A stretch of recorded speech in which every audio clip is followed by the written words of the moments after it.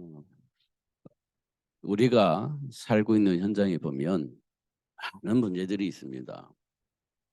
우리가 말하는 대로 해결할 수 있는 문제도 있어요. 그냥 단순하게 문제가 있는데 그 문제를 해결할 수가 있죠. 그런 문제가 있습니다. 그럼 해결할 수 있으니까 그 문제는 사실은 문제가 되지 않습니다.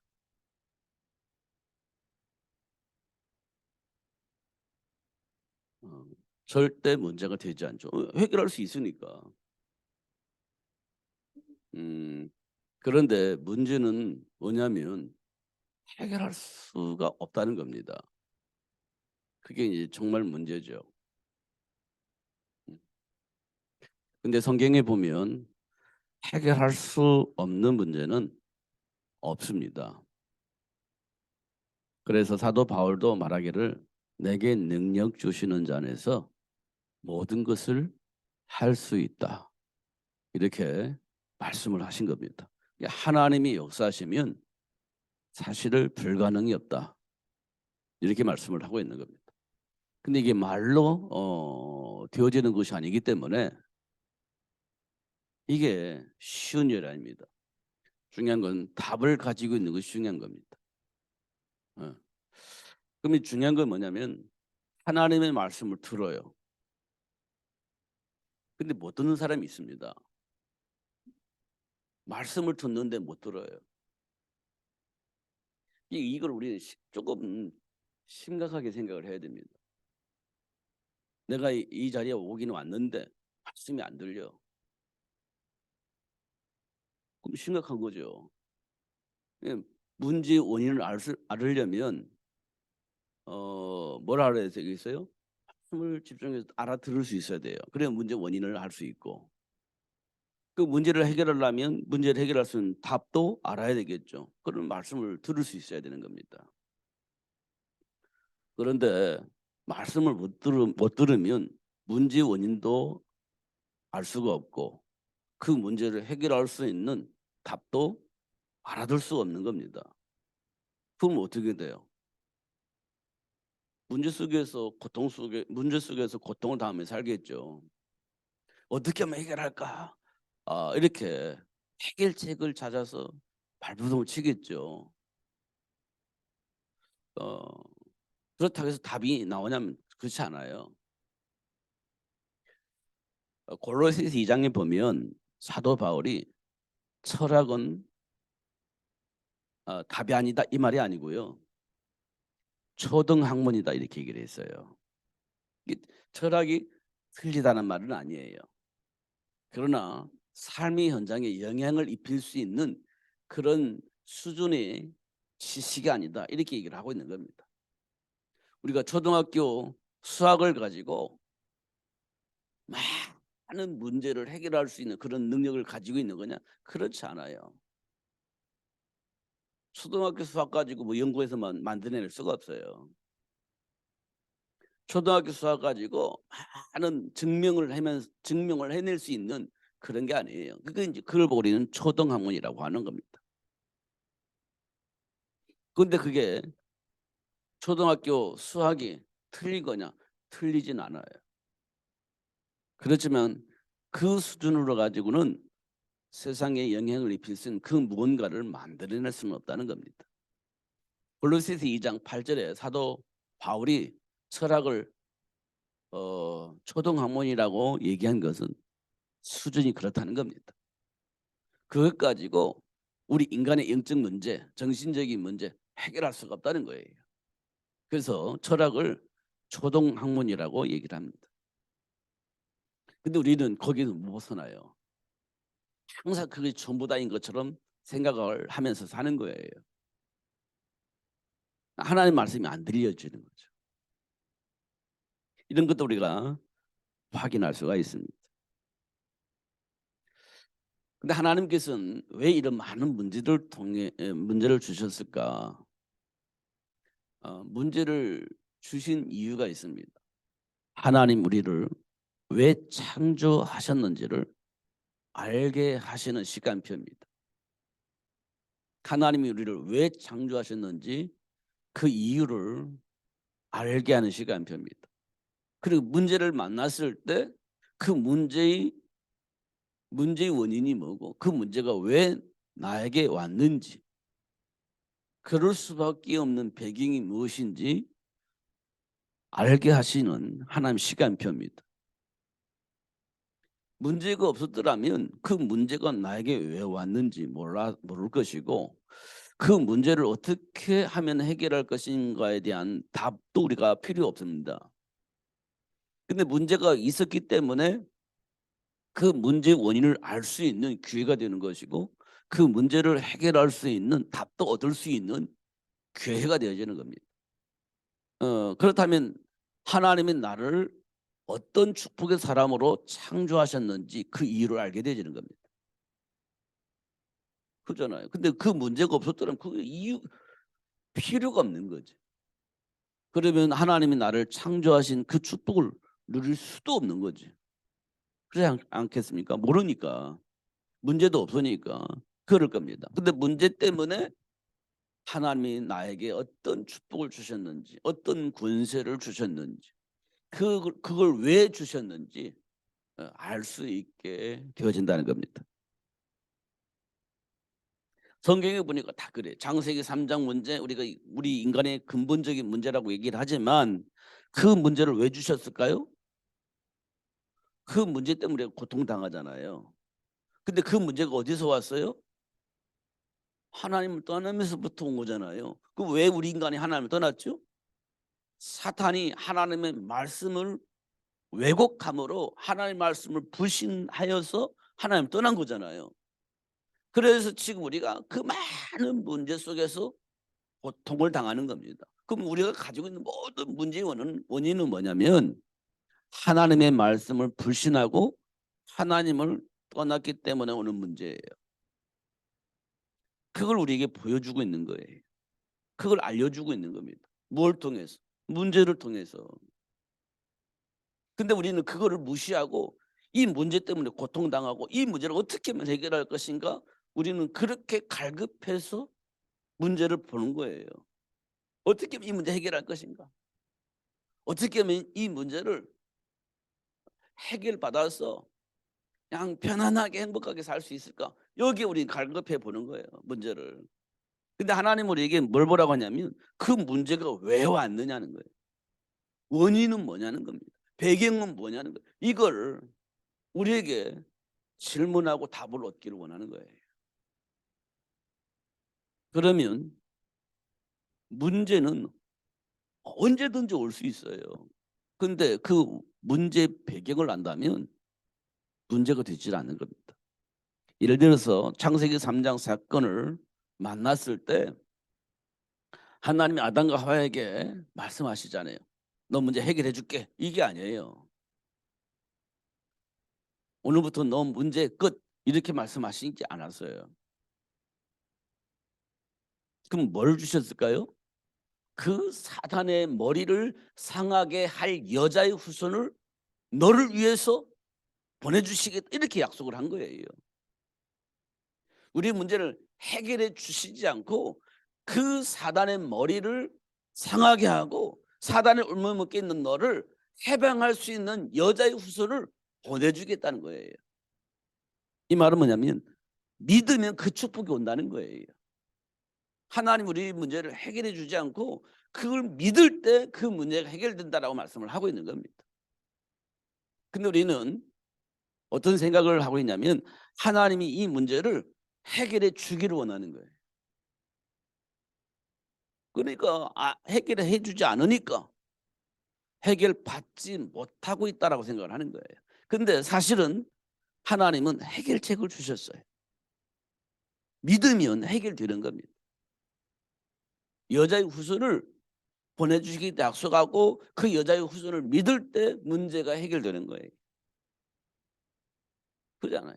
근데 우리는 해결해 주기를 원하는 거예요. 그러니까 해결이 안 되는 거예요. 이런 것도 우리가 확인할 수 있죠. 그 사단의 머리를 상하게, 그럼 나를 공격하고 있는 사단이 있잖아요. 그 사단의 머리를 예수 이름으로 박살내 줄 거라는 거예요. 그 사실을 믿을 때 그 문제가 해결되는 겁니다. 그 사실을 믿을 때. 그잖아요. 근데 우리는 해결해 주기를 원하는 거예요. 사도행전 1장에 보면 우리가 보면 그랬잖아요. 사도행전 1장에 보면 어느 때 로마의 속국에서 우리가 해방되겠습니까? 어느 때? 이미 예수님께서 우리를 해방시켜 주신 거예요. 노예로 살았을 때도 이미 해결되는 겁니다. 안 믿으니까 해결이 안 되는 거지.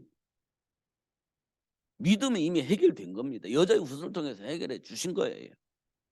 노예 생활도 해결해 주신 겁니다. 포로 생활도 해결해 주신 거예요.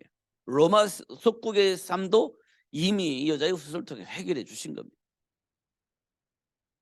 믿을 때 우리가 참된 해방을 누릴 수 있는 일이 벌어지는 겁니다. 믿을 때 비로소 해방이 되어지는 거예요. 답이 나오잖아요.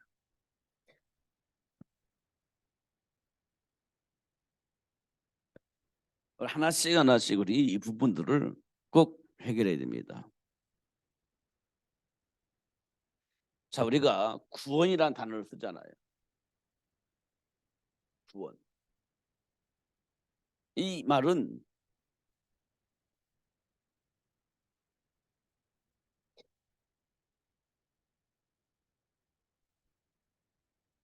멸망의 상태에서 해방되는 겁니다. 멸망의 상태에서 빠져나오는 거예요. 이걸 보고 우리는 구원이라고 합니다. 근데 이거를 이 구원이라는 단어를 우리가 잘 이해를 못해요. 내가 멸망의 상태에 있었는가 전혀 의식을 하지 않습니다.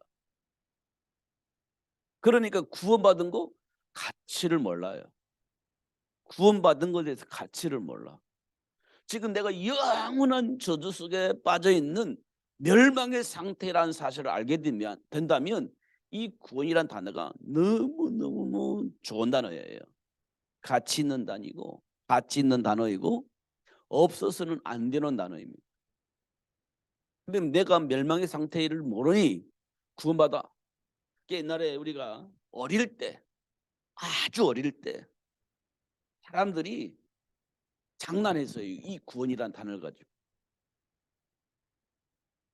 어떻게 말했냐면요. 옛날에는 1원, 2원, 3원 가가지고 그걸 가지고 사 먹었잖아요. 내가 옛날 사람 됐는데 1원 가지고 풀빵도 사 먹고 막 그랬어요. 1원 가지고. 그러다니까요. 1원짜리 종이 지폐도 있었고 있었다니까요. 그거 가지고 이제 가격 나면 그거 가지고 뭘 사 먹을 수 있었어요. 이제 구원이라는 말을 이상 나쁜 놈들이 그렇게 썼어요. 왜 구원 주냐, 10원 주지 이렇게. 그런 식으로 우리가 구원이라는 단어를 가치 없게 받아들이면 안 된다 이 말이에요. 예. 이 구원이라는 단어를 너무너무 중요하게 생각해요. 내가 멸망의 상태에 있다는 사실을 안다면 이 거기서 빠져나오는 이 구원의 축복이 얼마나 중요하겠어요. 그잖아요. 근데 몰라. 그럼 가치가 없죠. 그러면요. 이 멸망의 상태를 모르고 구원의 가치를 모르면 예수를 영접하는 거예요. 그러면 구원이라는 거잖아요. 이거 굳이 해야 할 필요가 있다고 생각을 하세요?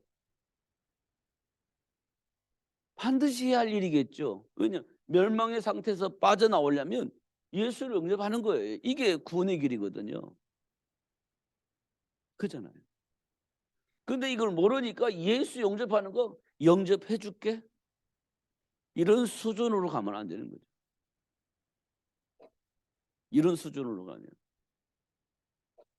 예수 영접하면 어떤 일이 벌어져요? 구원을 받아요.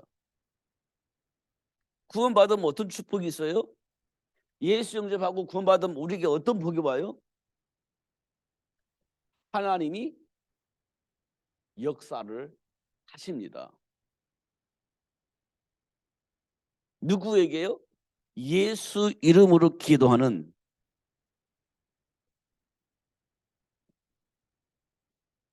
예수 이름으로 기도하는 내 기도를 들으시고 하나님이 역사를 하세요.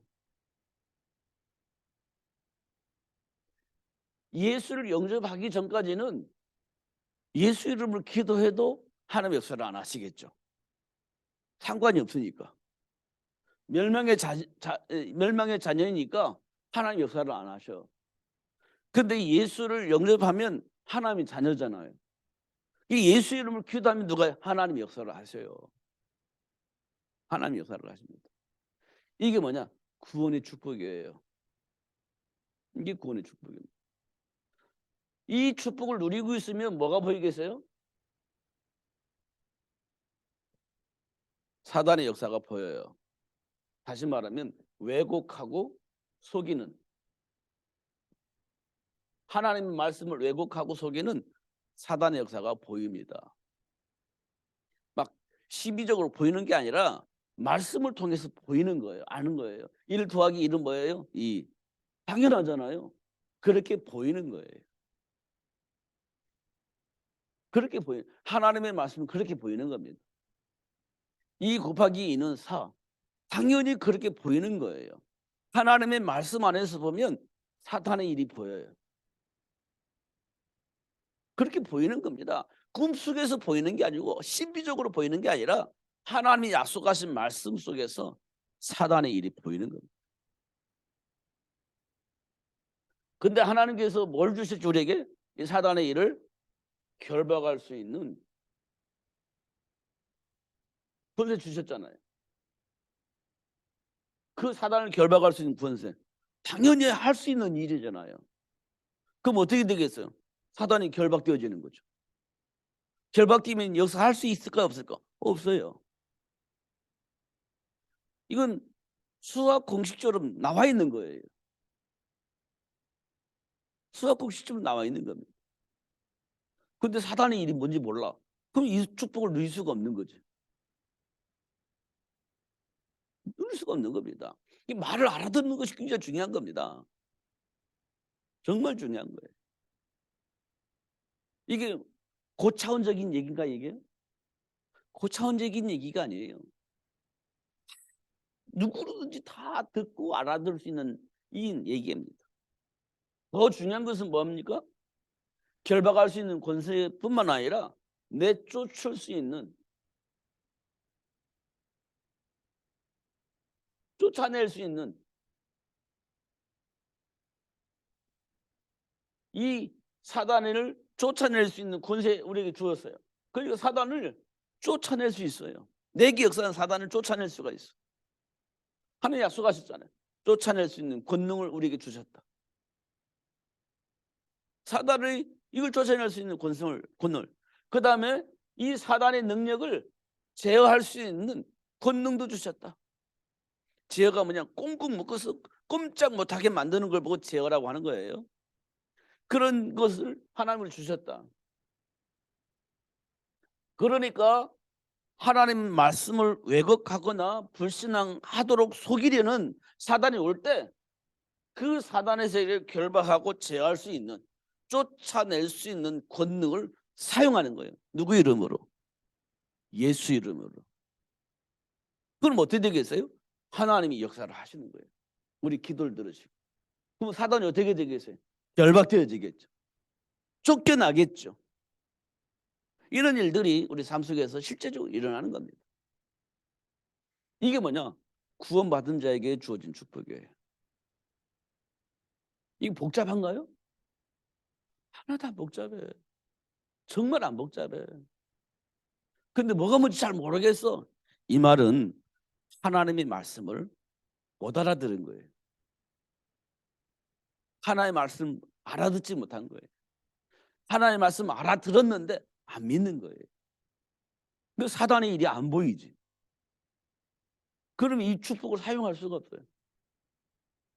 이렇게 되어지는 겁니다. 그래서 구원은 우리에게 매우 중요한 일이에요. 그래서 제가 주일날도 그랬잖아요. 예수 믿으면 어떤 일이 벌어지죠? 그러니까 전도가 되어진다. 이런 말을 합니다. 예수 믿음, 물론 전도되어지죠. 왜냐하면 구원의 축복을 알고 나니까 이 축복을 말할 수 있는 일이 벌어지는 겁니다, 이게. 근데 예수를 영접하면 전도의 문도 열렸지만 더 중요한 핵심적인 건 뭐냐, 전도가 되어지기 전에 뭐가 우리에게 와야 되냐면 구원의 축복이 와야 되는 겁니다. 구원의 축복이 와야 그 축복을 사람들에게 말해 줄 수 있는 거지. 내가 구원받지 못했는데 어떻게 그 말을 말해 줄 수 있겠어요? 말해 주지 못하는 겁니다. 이걸 알아야 말해 주는 거예요. 누가 뭐라 든지 말아 신경 쓰지 않아요. 이건 말해야만 되고 들어야만 되는 일이기 때문에 상대방이 뭐라 해도 이거 사실 알려주는 거예요. 그게 구원의 축복입니다. 그잖아요. 이게 우리에게 있냐는 거예요. 이게. 정말 강격스러워서 또 말하고 뭐라 못 알아듣든 뭐 이상하게 핍박을 하든지 방해를 하든지 간에 상관없이 또 하게 되어지느냐는 거예요. 이 구원의 축복의 메시지가 나도 모르게 되어지냐는 거예요, 이게. 그러니까 정말 아는 사람은 누가 뭘 해도 이 자꾸 말하게 돼요. 왜냐하면 이 구원이 너무 중요한 거니까. 받아야 되는 것이니까. 또 말하고 또 말하고 또 말해지는 거지. 이렇게 되어지는 겁니다. 근데 우리가 자꾸 막 멋있게 이게 말하려고 하니까 힘들어지는 거예요. 이런 것도 우리가 꼭 확인을 해야 됩니다. 그래서 하나님께서요, 이걸 알려줘요. 창세기 3장 사건은 우리를 저주와 재앙 가운데 밀어넣는 게 아니고요, 하나님을 떠나면 저주와 재앙을 만나게 되어지고 돌이킬 수 없는 그런 삶을 살게 되어진다는 사실을 우리에게 분명하게 보여준 겁니다. 그거. 하나님을 떠나면 돌이킬 수 없는 저주와 재앙을 만나게 되고 돌이킬 수 없는 삶을 살 수밖에 없다는 사실을 말해주고 있는 겁니다. 그게 창세기 3장 사건이에요. 그렇기 때문에 하나님이 우리를 하나님의 형상으로 창조하셨다라고 말씀을 해주고는 있는 거예요. 그렇기 때문에 하나님 우리를 하나님의 형상으로 창조하셨다. 그거 알려주신 거예요. 그리고 그 사단의 머리를 상하게 할 여자의 후손을 통해서 그 축복을 누릴 수 있도록 회복해 주신 거예요. 그게 창세기 3장 사건이에요. 이게 문제를 드러낸 것이 아니라 그 문제 때문에 하나님이 우리를 하나님의 형상대로 창조하셨다는 사실을 말해주고 있는 거예요. 그럼 이미 놓쳤는데, 그래서 여자의 후손을 통해서 그 축복을 누릴 수 있도록 회복해 주시겠다 약속을 한 거예요. 그래서 믿는 자들에게는 표적이 따르게 되어 있는 겁니다. 표적이 따르게 되어 있죠. 마가복음에 마가복음 16장에 보면 그렇게 되어 있잖아요. 믿는 자들에게는 표적이 따를 것이다. 이 말은 뭐냐면 하나님이 주신 권능을 통해서 사단을 결박하고 무너뜨리면서 하나님이 약속하신 축복을 누릴 수 있는 문이 우리에게 와 있다는 거예요. 그래서 믿는 자에게는 그 축복들이 우리에게 회복되어지도록 하신 하나님의 역사를 체험할 수 있게 된다는 겁니다. 믿는 자들에게 이렇게 말씀을 하고 있어요. 근데 우리는요, 늘 말하지만 부자와 나사로 사이에서 부자처럼 살고 싶고 거지 나사처럼 안 살고 싶은 거예요. 왜냐하면 중요한 것은 하나님의 배경보다는 잘 먹고 잘 사냐, 거지처럼 사냐, 이것만 보니까 하나님의 배경은 안 보고 부자로 살 것이다, 거지처럼 살고 있다, 이것만 보니까 나는 부자처럼 살고 싶은 거지. 누구든지. 그렇잖아요. 근데 부자의 배경이 누구예요? 마귀예요. 그렇게 살고 난 몰라. 그래도 나는 부자처럼 살래. 이런 사람도 있겠죠. 그 사람의 배경이 마귀든 말든 난 중요하지, 그게 중요하지 않아. 나는 부자처럼 날마다 잔치를 하며 살고 싶어. 그런 사람도 있을 겁니다. 이 땅에. 거지처럼 사는 거, 하나님의 배경을 통해서 거지처럼 산다. 그럼 나는 하나님 배경 삼아서 거지처럼 나는 살고 싶지 않아. 그럼 마귀가 내 인생의 배경이 든다 할지라도 나는 부자처럼 살고 싶어. 이런 사람들도 있을 수 있는 가능성이 있습니다. 그것 때문에 늘 원망하고 불평하고 그것 때문에 늘 스트레스 받고 그럴 수 있는 가능성이 있어요. 그런데 우리가 영적 배경을 본다면 거지처럼 산다 할지라도 하나님의 배경을 누리며 사는 것은 굉장히 중요한 축복이다. 그 안에 모든 것, 지금은 거지처럼 사는 것처럼 보이지만 그 안에 모든 것이 다 있는 겁니다. 그걸 본다면 거지가 중요한 게 아니에요. 하나님 안에 모든 것이 다 있는데 그것이 내 것이 됐잖아요. 그걸 누리면서 사는 겁니다. 거지처럼 사는 것처럼 보이지만 그거 보는 것이 굉장히 중요하다는 거예요. 그걸 보는 것이 중요한 거예요. 그죠? 근데 우리는 겉으로 보이는 부자, 겉으로 보이는 거지 이것만 보니까 하나님의 배경을 누릴 수가 없는 거죠. 그래서 예수님께서도 부자와 나사를 통해서 근본적인 우리 정체성을 보게 하신 겁니다. 하나님을 떠난 인간의 모습, 하나님과 함께하는 삶을 회복할 수 있는 그 사람의 모습 다 보게 하신 거예요. 부자와 나사를 통해. 그러니까 하시는 거지. 그래서 뭘 하려고? 하나님과의 관계를 회복하게 하시는 거예요. 결국은 지옥에 가서 부자는 지옥에 가고 거짓 나사는 천국에 갖는 거예요. 이유는요. 하나님의 배경이에요. 사단의 배경이에요. 사단의 배경 속에 있는 부자는 지옥 가는 거고 하나님의 배경 속에 있었던 거짓 나사는 천국 가고 그렇게 말씀을 하고 있는 겁니다. 우리 인생의 배경이 중요한 거예요. 그 배경을 회복하는 걸 보고 우리는 구원이라고 그래요. 그 배경을 회복하는 거예요. 있을 때는 이 구원받기 전에 나의 배경은 마귀예요. 내 인생의 배경은 마귀예요. 여기에서 벗어나는 걸 보고 구원이라고 그래요. 이 구원은 하나님이 내 인생의 배경이 되어지는 겁니다. 이걸 우리에게 확인시켜주고 있습니다. 그러면서 하나님께서 우리에게 뭐를 주냐면 구원받은 자를 위해서 삶의 현장에 준비된 축복이 있음을 말씀해 주고 있어요. 우리 삶의 현장에 준비된 축복이 있구나라는 것을 알고 그 복을 누릴 수 있도록 역사하시는 것을 볼 수 있습니다.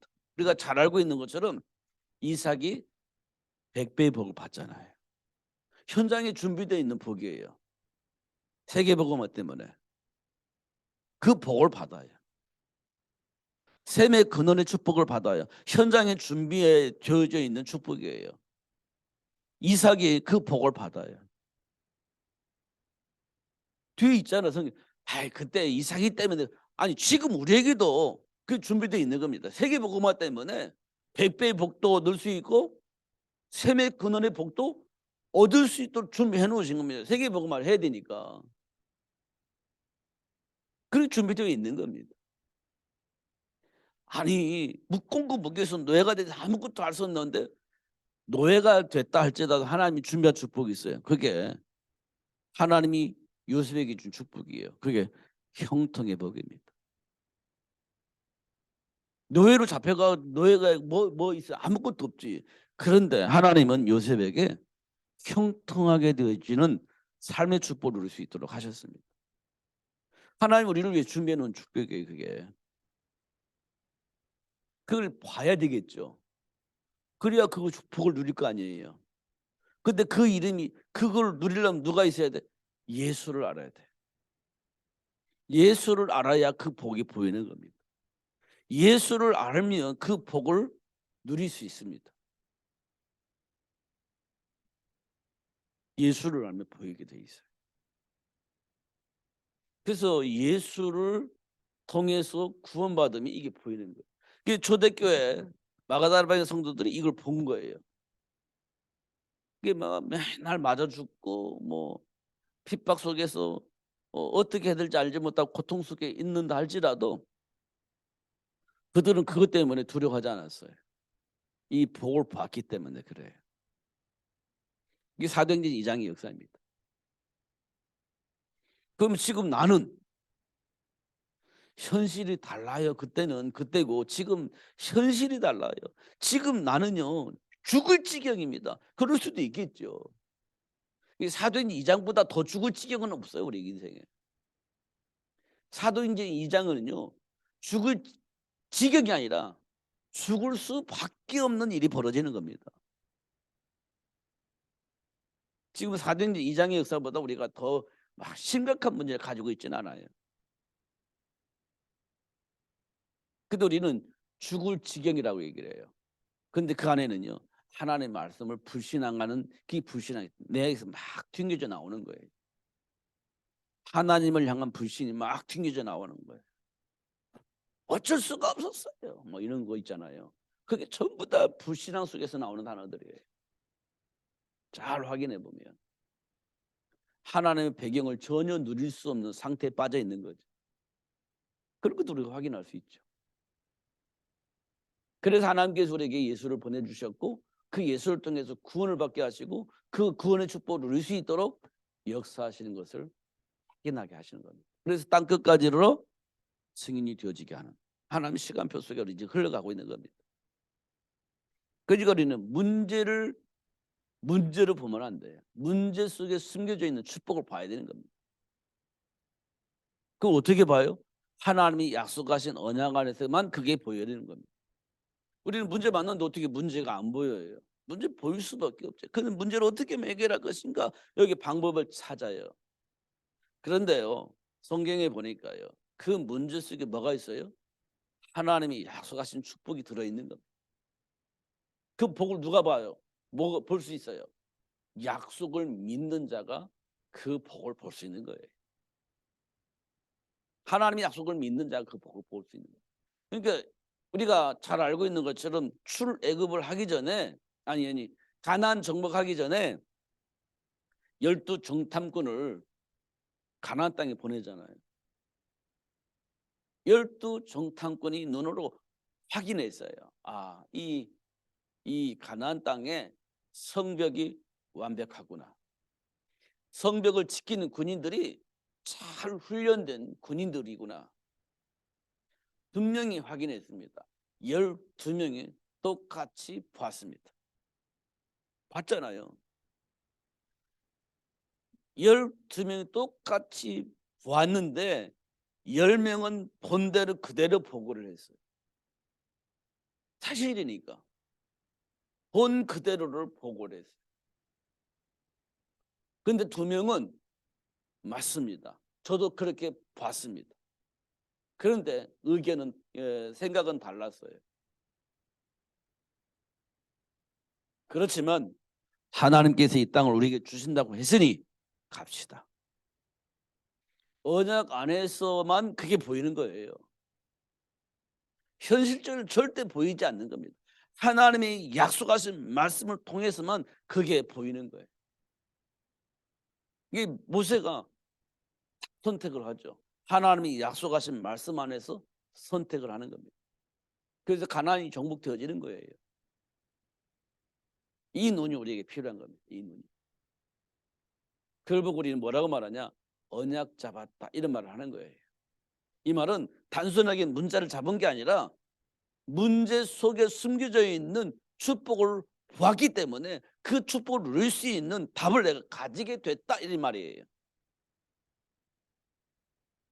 문제 속에 숨겨져 있는 답을 내가 찾았다.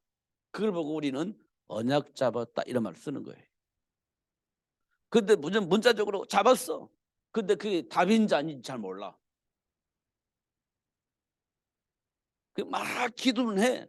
답인지 아닌지 잘 몰라. 그럼 곤란한 겁니다. 선택할 때 어떤 선택을 하겠습니까? 몰라. 그게 굉장히 곤란한 겁니다. 언약 잡았다는 말은 문제 속에 숨겨져 있는 축복을 봤기 때문에 그 축복을 선택한다는 얘기잖아요. 근데 선택을 했는데 이게 맞는지 틀리는 거 제대로 한 건지 안 한 건지 이게 곤란해. 그러면 언약을 안 잡은 거예요. 그렇지 않습니까? 그러니까 하나님이 약속하신 여자의 후손 그렇구나. 딱 답이 나온 거예요. 그렇구나. 딱 잡는 거지. 그러면 사단이 손을 못 씁니다. 하나님 약속한 축복을 누리면서 살 수 있겠죠. 이걸 보고 언약 잡았다는 얘기예요. 그 모세가 출애굽을 할 때 안 돼요, 못 해요, 할 수 없어요라고 했는데 모세가 뭘 발견했어요? 희생제물 어린 양의 피. 아, 이 속에 다 있구나. 딱 잡은 거예요. 희생제물 어린 양의 피 딱 잡은 거예요. 그리고 어떤 일이 벌어졌어요? 애굽이 감당이 안 돼. 그거 하나 딱 잡았는데 애굽이 모세를 어떻게 하지를 못해요. 결국 그 언약 잡은 모세 앞에 애굽은 완전히 박살납니다. 언약 잡은 모세 앞에 애굽 완전히 무기력화되집니다. 어쩔 수 없이 노예로 삼고 있던 이스라엘 백성들을 놓아주게 돼요. 그걸 보고 언약 잡았다고 하는 겁니다. 그런 일들이 일어나는 거예요. 이런 일들을 우리가 이제 삶 속에서 봐야 되는 겁니다. 하나씩 하나씩 꼭 확인해야 돼요. 예수님이 십자가에 못 박혀 죽으시고 3일 부활하셨잖아요. 아, 정말 우리 문제 다 해결된 거구나. 이게 딱 잡아야 되는 거예요, 이게. 근데 잘 모르겠어. 이 곤란해지는 겁니다. 이런 부분들을 확인을 해야 됩니다. 그러니까 어떻게 해요? 고난당하는 자 있느냐? 이렇게 기도해라. 뭐 고통당하는 자 있느냐? 기도해라. 뭐 이런 거. 언약 잡은 분명한 답을 가지고 기도하면 역사가 일어날 것이기 때문에 기도해라. 이런 얘기입니다.